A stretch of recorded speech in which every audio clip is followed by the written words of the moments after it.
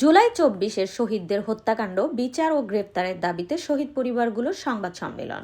জুলাই ২৪-এর আন্দোলনে শহীদ হওয়া ব্যক্তিদের হত্যাকাণ্ডের বিচার ও অভিযুক্তদের গ্রেপ্তার না হওয়ার ক্ষোভ প্রকাশ করছেন শহীদ পরিবারগুলো। ন্যায় বিচারের দাবিতে তারা এক সংবাদ সম্মেলনের আয়োজন করেন।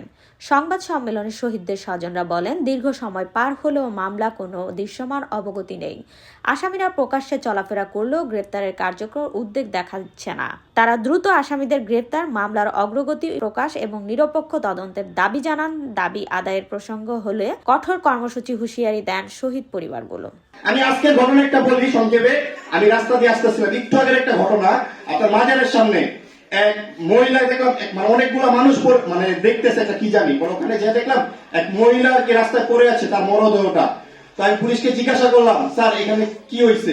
বললো যে তার উপর দিয়ে একটা গাড়ি চলে গেছে মাজারের সামনে, একদম নারীগুলি সব বের হয়ে গেছে। পরে পুলিশকে বললাম, আসামি কি ধরছেন? ড্রাইভারকে কি ধরছেন? না, ড্রাইভার পালিয়ে গেছে। পরে গাড়িটা কি ধরছেন? গাড়িটা তো আমরা ধরি নাই, গাড়িটা এখনো কোথায় আছে আমরা জানি না। তাহলে বলেন, আমাদের সরকার, ইন্টারিম সরকার, এই পুলিশ কিভাবে সংস্কার করে বলেন? দিন দুপুরে একটা মানুষকে মানে মানুষের উপর দিয়ে বাস চলে গেছে, অথচ পুলিশ কিছুই করে নাই।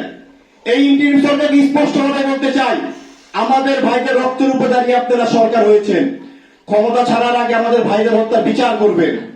তাদের বয়স 5 থেকে 15 বছর পর্যন্ত এই শিশুদের লেখাপড়া বন্ধ হওয়ার পথে আমি বিভিন্ন মিনিস্ট্রিতে গিয়েছি। সরকারকে আহ্বান জানাবো যে আপনারা তাদের বাবাদের রক্তের বিনিময়ে এখানে এসে বসেছেন, তা না হলে আপনারা কখনো উপদেষ্টা পরিষদ গঠন করতে পারতেন না, এরকম হতো না।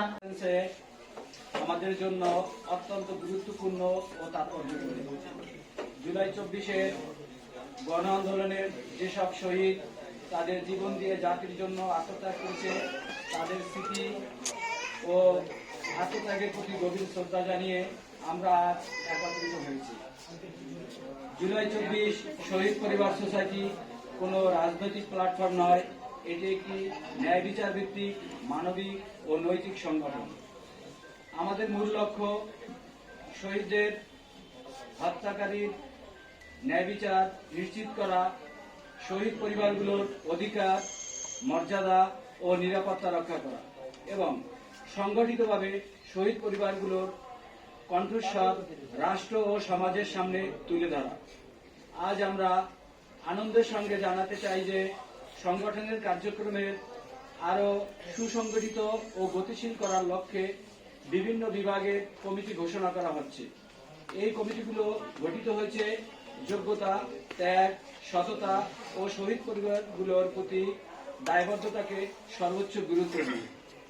একই সঙ্গে শহীদদের হত্যাকাণ্ডের বিচার, চলমান আইনি প্রক্রিয়া এবং আমাদের সংগঠনের ভবিষ্যৎ কর্মপরিকল্পনা নিয়ে আমরা আজ স্পষ্ট অবস্থান তুলে ধরছি। আমরা বলতে চাই, শহীদদের রক্তের বিচার না হওয়া পর্যন্ত আমাদের লড়াই থামবে না।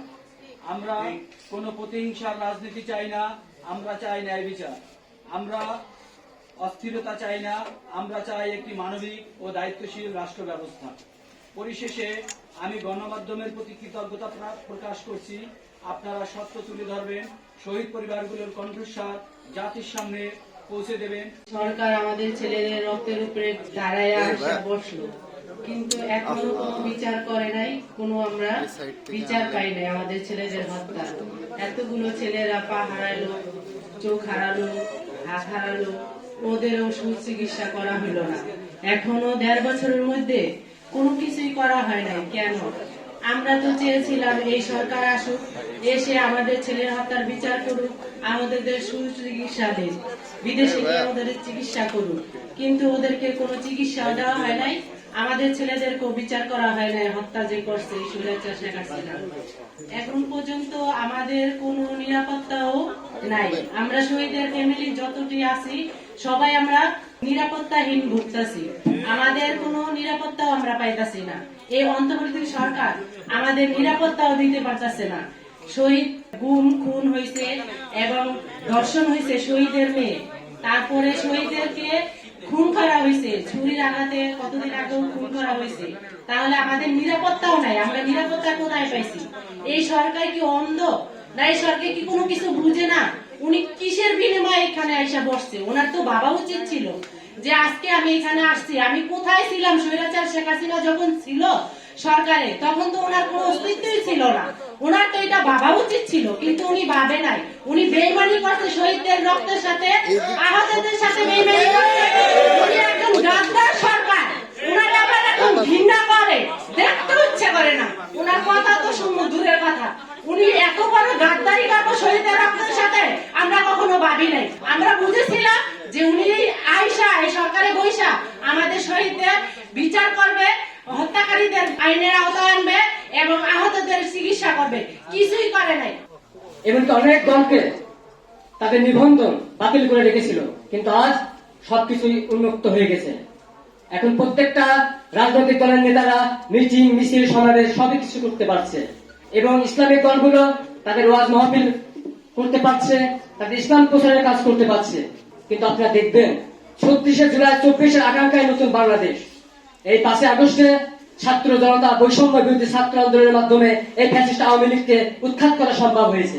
তাই এই নতুন বাংলাদেশে শহীদ পরিবার ও আহত যোদ্ধাদের অগ্রাধিকার থাকবে প্রত্যেকটা বিষয়ে।